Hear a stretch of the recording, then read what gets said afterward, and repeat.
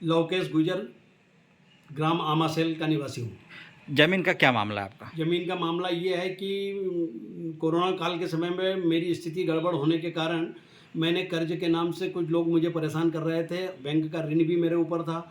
मैंने एक मेरे दोस्त से कहा था कि यार मुझे कुछ पैसों की ज़रूरत है, मेरे को पैसे दिलवा दे और मैं आर्थिक तंगी में हूँ। उसने कहा था कि ठीक है मैं आपसे बात करूँगा। उसने बात करी, फिर दूसरे दिन मुझे फ़ोन करा कि यार मैंने एक आदमी से 20 लाख रुपए की बात करी है, आपको अपनी ऋण पुस्तिका और कागज़ सब देना पड़ेगा। वो अपन उस ज़मीन का एग्रीमेंट कर देंगे, लिखवा देंगे आपको ज़मीन और आपको ज़मीन के उस पर पैसे मिल जाएंगे और 12 महीने के बाद में 2 रुपये सैकड़े जो ब्याज होगा उसको दे के और अपनी ज़मीन के जो 1% का स्टाम्प है उसको अपन फड़वा देंगे। इस प्रकार करके उसने मेरे से ज़मीन की बात करी और मेरे खाते में चेक लिया और मेरे खाते में चेक डलवा दिया 10 लाख का। दूसरे दिन फिर उसने मेरे को फ़ोन किया कि भैया आप आ जाओ हरदा और अपन चलते हैं कोर्ट में और कोर्ट में कार्रवाई करवा के और आपका स्टाम्प करवा लेते हैं। मैं हरदा गया तो 2-3-4 लोग थे, उन्होंने मेरे को बिठा लिया और स्टाम्प करवाया और कहा कि भैया आपके खाते में पैसे डाल दिए, बाकी पैसे आओ और आपको दे देंगे। इसके बाद में उन्होंने मेरे को सब कागज़ों पे दस्तखत करवा लिए। तो कौन दोस्त था? राजकुमार प्रजापत करके है काकड़कच का, उससे मैंने कहा था कि भैया मेरी स्थिति इस प्रकार की गड़बड़ी है मेरे साथ में, मेरे को पैसे दिलवा दे। तो उसने मेरे को इस प्रकार कर पैसे दिलवाए। अच्छा, तो कितना 20 लाख रुपए लिए? 20 लाख रुपए की मैंने उससे कहा था। अच्छा, कितनी ज़मीन लिखवाई थी उसमें? उसने 5 एकड़ ज़मीन का लिखाने का था, उसने मेरी 12 एकड़ ज़मीन की पूरी लिखवा दी।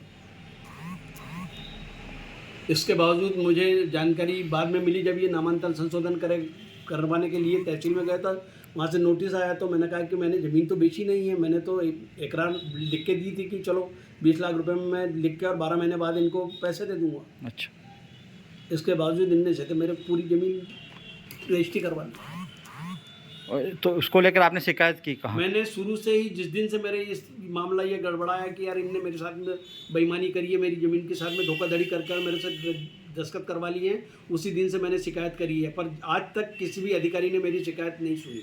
मैंने छिपावर थाने में भी 2-3 बार शिकायत करी, इसके बावजूद सिराली में करी। मेरे वहाँ पर चोरी हो गई, उसमें भी मैंने शिकायत करी, पर किसी ने अभी आज तक कोई मतलब उस पर कार्रवाई नहीं करी। ज़मीन कहीं बैंक में बंधक भी थी? ज़मीन बैंक में बंधक थी। 17 लाख रुपए का लोन उठा हुआ था डीसीबी बैंक से। वो उसके बाद में रजिस्ट्री हो गई? उसके बाद में पूरी रजिस्ट्री ने करवा ली, 1 रुपया भी बैंक में नहीं डाला गया।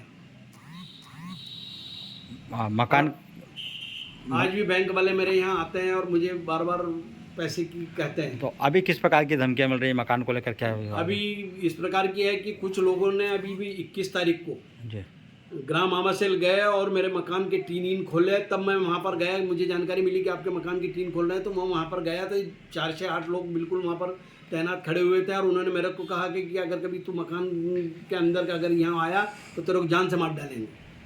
मैं फिर भी गया उनके साथ में और उनसे हाथ पैर जोड़ के कहा कि भैया मैं गरीब आदमी हूँ, मेरे पास कोई व्यवस्था नहीं है, आप मेरे मकान को मत तोड़ो, मैं मेरी मकान तोड़ लूँगा। मैंने इनको, इन लोगों की धमकियों के कारण मैंने बोल दिया कि मैं मेरा मकान तोड़ लूँगा। तो इन्होंने मेरे को 30 तारीख का फाइनल दी है कि 30 तारीख तक अब आप अपना मकान तोड़ लीजिए, अन्यथा हमने आपकी पूरी व्यवस्था कर रखी है। रजिस्ट्री में क्या मकान का भी उल्लेख था? रजिस्ट्री में मकान का कोई उल्लेख नहीं था और इसके बाद में इन्होंने ज़मीन मेरे से जो रजिस्ट्री करवाई वो धोखाधड़ी से करवाई, जबकि ज़मीन का कोई सौदा नहीं हुआ, न सामने वाले से मेरी कोई बात हुई सौदे की, न किसी प्रकार का कोई हुआ। इन लोगों ने पैसे दिलवाया और मेरे को रजिस्ट्री डायरेक्ट करवा दी।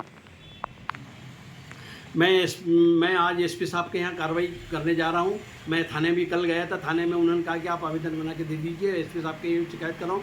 मुझे फ़ोन पर लोगों बार बार धमकियाँ आ रही कि अगर आपने 30 तारीख तक मकान अगर नहीं तोड़ा तो आपको जान खोना पड़ेगा, आपकी जान पे खतरा है।